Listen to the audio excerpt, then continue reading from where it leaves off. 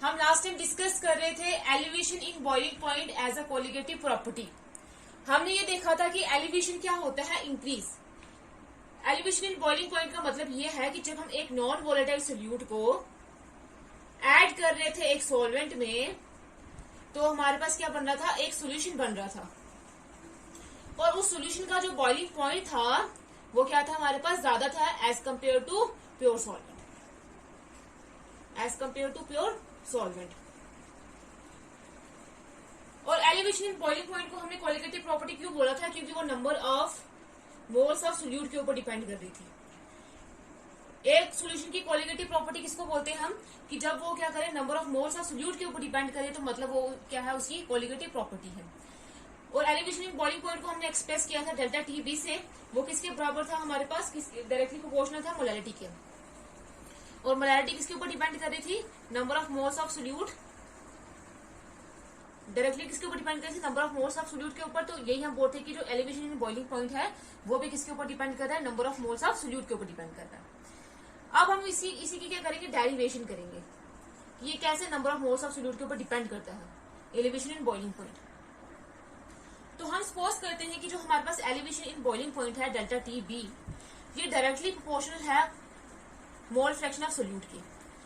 जो हमारे पास delta T B है, ये हमने देखा हुआ है कि जो एलिवेशन इन बॉइलिंग पॉइंट है वो डायरेक्टली प्रोपोर्शनल किसके, मोल फ्रैक्शन के। मोल फ्रैक्शन किसके, सोल्यूट के, मोल फ्रैक्शन ऑफ सोल्यूट। काई बी क्या है, mole fraction of solute, directly proportional किसके, काई बी के।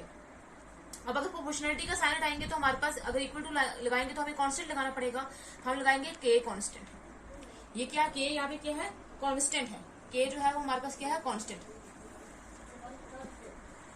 अब हमें पता है कि जो ये मोल फ्रैक्शन होती है काई बी, वो किसके बराबर होगी, मोल फ्रैक्शन होती है जिस कंपोनेंट की हमें मोल फ्रैक्शन निकाली है उसकी number of moles of that component upon total number of component in the solution.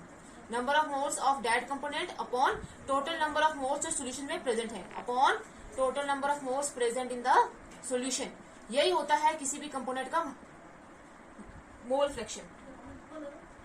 अब अगर हमने मोल फ्रैक्शन निकालना है किसका, सोल्यूट का, काई बी जो है मोल फ्रैक्शन सोल्यूट का है, तो क्या आ जाएगा फिर, number of moles of solute upon total number of moles in the solution.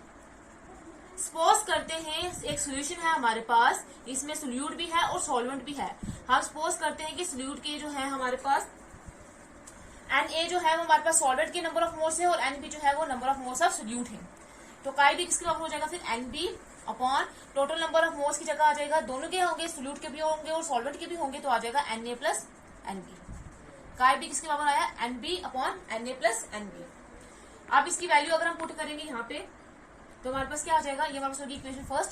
तो अगर हम इसमें पुट करेंगे तो आ जाएगा delta T B is equal to K N B upon N A plus N B. ये आ जाएगा हमारे पास। अब अगर सोल्यूशन हमारे पास, अगर हम सोल्यूशन को डाइल्यूट करते हैं, इनफाइनाइट डाइल्यूशन करते हैं सोल्यूशन की, इनफाइनाइट डाइल्यूशन, तो हमारे पास क्या होगा, पहले हमारे पास ये सोल्यूशन था, इसमें सोल्यूट भी थे और सॉल्वेंट भी थे। सोल्यूट हमेशा क्या होता है, लेसर क्वांटिटी में होता है, और सॉल्वेंट हमेशा लार्जर क्वांटिटी में होता है। अब डाइल्यूट करने का मतलब होता है सॉल्वेंट की कंसंट्रेशन और इंक्रीज करना। मतलब अगर हमने कोई सोल्यूशन बनाया है वाटर में, तो डाइल्यूशन का मतलब होता है और वाटर ऐड करना। पहले सोल्यूट की कंसंट्रेशन ऑलरेडी कम थी, सॉल्वेंट की कंसंट्रेशन ऑलरेडी ज्यादा थी, तो अब अगर हम सॉल्वेंट और इसमें ऐड करेंगे, सॉल्वेंट की कंसंट्रेशन इंक्रीज करेंगे, तो सोल्यूट हमारे पास कंसंट्रेशन डिक्रीज होता जाएगा, और एक चीज ऐसी आएगी कि सोल्यूट हमारे पास ना के बराबर हो जाएगा, वो हमें सोल्यूशन में दिखेगा भी नहीं, सिर्फ ना के बराबर होगा।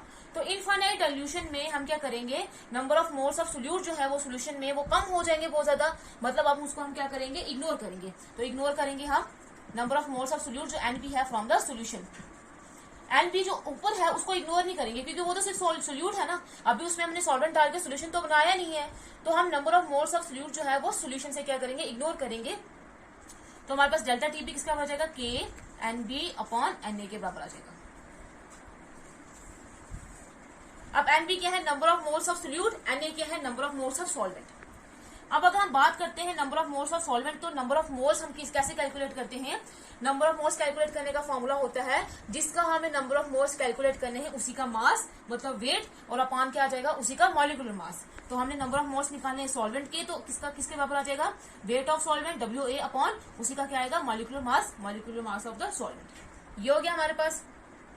अब इसकी वैल्यू हम पुट करेंगे यहाँ पे, तो क्या आ जाएगा, delta TB is equal to KNB upon WA upon NA, ये आ जाएगा हमारे पास। अब हम नेक्स्ट क्या करेंगे, इसको रीअरेंज करेंगे, तो रीअरेंज करके हमारे पास क्या आएगा,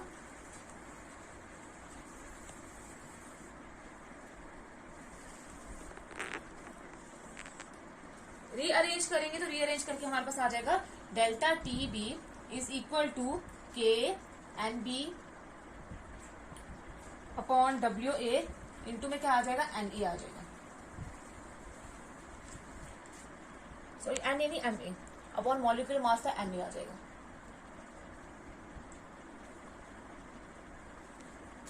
delta TB is equal to K into MA into NB upon WA, इसको रीअरेंज कर देंगे। अब NB अपॉन WA क्या आएगा, NA क्या है हमारे पास, number of moles of solute, WA क्या है, weight of the solvent, weight of the solvent. ये ग्राम्स में भी होगा और केजीस में भी होगा, तो हमारे पास अगर ग्राम्स में होगा तो हम 1000 से मल्टीप्लाई कर देंगे, केजीस में होगा तो यहाँ पे केजी आ जाएगा। तो ये हमारे पास यहाँ से क्या पता चल रहा है, ये हमारे पास क्या है, number of moles of solute जो डिसॉल्व होते हैं कितने सॉल्वेंट में, कि कितने नंबर ऑफ मोल्स जो है वो सॉल्वेंट, कितने ग्राम्स या कितने केजीस ऑफ सॉल्वेंट में डिसॉल्व है। तो ये हमारे पास किसके बराबर होता है, मोलैरिटी के, क्योंकि मोलैरिटी हमारे पास क्या होता है, कितने number of moles of solute जो है वो डिसॉल्व होते हैं पर्टिकुलर सॉल्वेंट में, उसी को हम मोलैरिटी बोलते हैं। तो ये हमारे पास क्या होगी, मोलैरिटी। मोलैरिटी को हम रिप्रेजेंट करते हैं बस स्मॉल m से। तो क्या आ जाएगा, delta TB is equal to K into में MA इंटू में क्या आ जाएगा, मोलैरिटी। ये होगी हमारे पास इक्वेशन 3। अब जो K इंटू ये जो मॉलिक्यूलर मास है ये हमारे पास बराबर होता है K इंटू MA, वो किसके बराबर होता है, KB के बराबर होता है। KB क्या है, molar elevation constant. Molar elevation constant जो है, ये जो हमारे पास टर्म है K इंटू MA, वो किसके बराबर हो जाएगा, KB के बराबर हो जाएगा। तो आ जाएगा delta TB is equal to KB into में M। ये आ गया, ये हो गया हमारे पास इक्वेशन 4। अब अगर KB ये हमारे पास क्या है, कांस्टेंट है, मोलर एलिवेशन कांस्टेंट। अगर हम कांस्टेंट को हटाएंगे तो हमारे पास किसका साइन आ जाएगा, प्रोपोर्शनलिटी का साइन आ जाएगा, डायरेक्टली प्रोपोर्शनल हो जाएगा M। तो ये हमारे पास होगी इक्वेशन 4। तो इक्वेशन 5 से हमें क्या पता चल रहा है कि जो ये जो एलिवेशन इन बॉइलिंग पॉइंट है वो हमारे पास डायरेक्टली किसके ऊपर डिपेंड कर रहा है, मोलैरिटी के ऊपर डिपेंड कर रहा है। और मोलैरिटी किसके ऊपर डिपेंड करती है, directly number of moles of solute के ऊपर डिपेंड करती है। मोलैरिटी किसके ऊपर डिपेंड करेगी, number of moles of solute के ऊपर डिपेंड करेगी। डेल्टा TB जो है chain elevation in boiling point है वो डायरेक्टली प्रोपोर्शनल किसके, मोलैरिटी के। और मोलैरिटी किसके ऊपर डिपेंड करता है, number of moles of solute के ऊपर डिपेंड करता है, ये देखो डायरेक्टली। तो इन टर्न क्या हो जाएगा, फिर जो एलिवेशन इन बॉइलिंग पॉइंट है वो भी किसके ऊपर डिपेंड हो जाएगा, number of moles of solute के ऊपर डिपेंड हो जाएगा। तो मतलब हम डेल्टा TB को क्या बोलेंगे, वो हमारे पास क्या है, कोलिगेटिव प्रॉपर्टी है। ये कल हमने पढ़ा था। अब इसको ड्राइव करने के लिए इसकी डेरिवेशन है कि कैसे हम प्रूव करेंगे कि जो हमारे पास एलिवेशन इन बॉइलिंग पॉइंट है वो number of moles of solute के ऊपर डिपेंड करती है। ये थी उसकी डेरिवेशन। नेक्स्ट हम करेंगे अब कि हम इस एलिवेशन इन बॉइलिंग पॉइंट से जो हमारे पास एक कोलिगेटिव प्रॉपर्टी है उससे हम किसी भी सोल्यूट का मॉलिक्यूलर मास कैसे डिटरमाइन कर सकते हैं। जैसे हमने डिटरमाइन किया था मॉलिक्यूलर मास सोल्यूट का जब हमने रिलेटिव लॉवरिंग का वेपर प्रेशर किया था, वैसे अब हम इससे डिटरमाइन करेंगे कि हम एलिवेशन इन बॉइलिंग पॉइंट से किसी भी सोल्यूट का मॉलिक्यूलर मास जो है वो कैसे डिटरमाइन कर सकते हैं।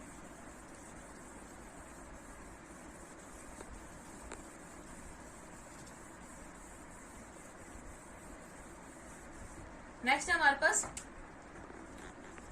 Determination of molecular mass of solute from elevation in boiling point. Determination of molecular mass of solute from elevation in boiling point. अब हम elevation in boiling point से किसी भी सोल्यूट का मॉलिक्यूलर मास कैसे डिटरमाइन कर सकते हैं हम वो देखेंगे। अभी हमने देखा वी नो डैट, अभी हमने प्रूव भी करा कि जो एलिवेशन इन बॉइलिंग पॉइंट होता है डेल्टा TB वो किसके बराबर होता है, डायरेक्टली प्रोपोर्शनल होता है M के मोलैरिटी के। तो अगर हम प्रोपोर्शनलिटी का साइन उठाएंगे तो आ जाएगा KB इंटू M। KB क्या है, मोलर एलिवेशन कांस्टेंट। ये हमारे पास होगी इक्वेशन 1। अब जो हमारे पास मोलैलिटी है वो किसके बराबर होती है, number of moles of solute जो डिसॉल्व होते हैं कितने वेट ऑफ सॉल्वेंट में। अगर हम वो ग्राम्स में लेंगे, अगर हम ग्राम्स में लेंगे तो हम मल्टीप्लाई कर देंगे किससे, 1000 से। ग्राम्स में लेंगे तो मल्टीप्लाई कर देंगे 1000 से, केजीस में लेंगे तो हम मल्टीप्लाई नहीं करेंगे। तो ये होगी मोलैलिटी। तो हमारे पास जो number of moles of solute होते हैं वो किसके बराबर होते हैं, सोल्यूट का वेट, सोल्यूट का वेट क्या होगा, WB अपॉन उसी का क्या होगा, मॉलिक्यूलर मास, तो आ जाएगा MB, ये आ जाएगा। अब इसकी वैल्यू हमें पता चलेगी वेट की, तो सोल्यूशन सॉल्वेंट की जो वेट है वो तो ग्राम्स में हमने ले लिया, इंटू में आ जाएगा 1000।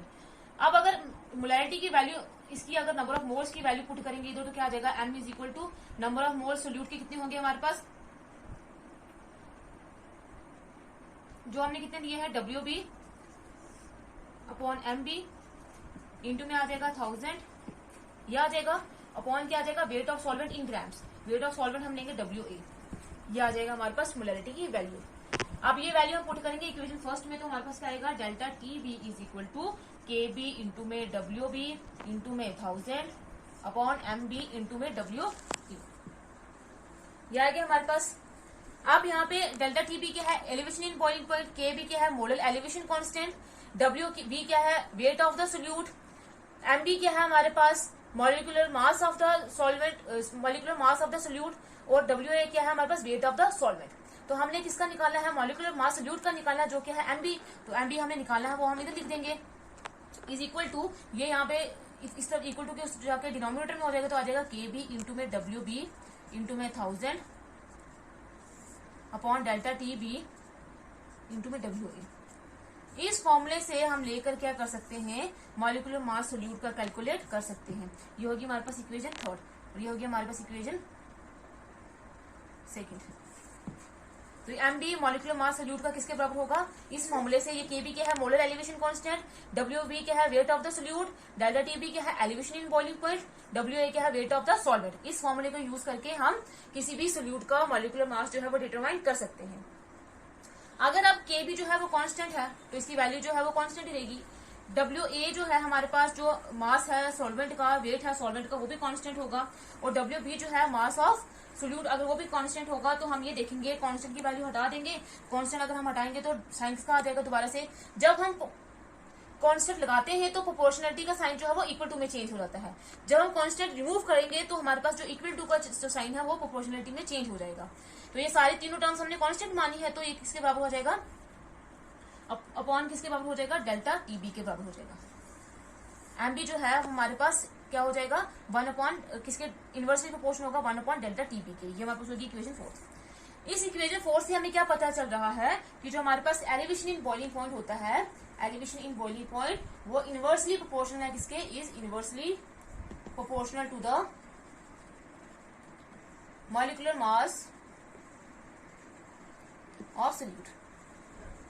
कि जो एलिवेशन इन बॉइलिंग पॉइंट है वो इनवर्सली प्रोपोर्शनल है किसके, मॉलिक्यूलर मास ऑफ सोल्यूट के।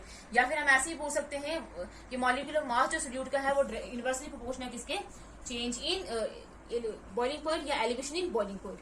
तो ये हमारे पास थी second colligative property, elevation in boiling point, कि जब हम कोई भी नॉन वोलेटाइल सोल्यूट ऐड करेंगे किसी भी सॉल्वेंट में तो उसका बॉइलिंग पॉइंट इंक्रीज होता है, उसी को हम एलिवेशन इन बॉइलिंग पॉइंट होते हैं। और वो डिपेंड करता है, डायरेक्टली डिपेंड करता है, डायरेक्टली प्रोपोर्शन होता है elevation in boiling point molarity के, और मोलैरिटी इन टर्म डिपेंड करता है number of moles of solute के ऊपर। तो डेल्टा TB जो एलिवेशन इन बॉइलिंग पॉइंट है वो भी number of moles of solute के ऊपर डिपेंड करेगा, मतलब वो हमारे पास क्या है, एक कोलिगेटिव प्रॉपर्टी है।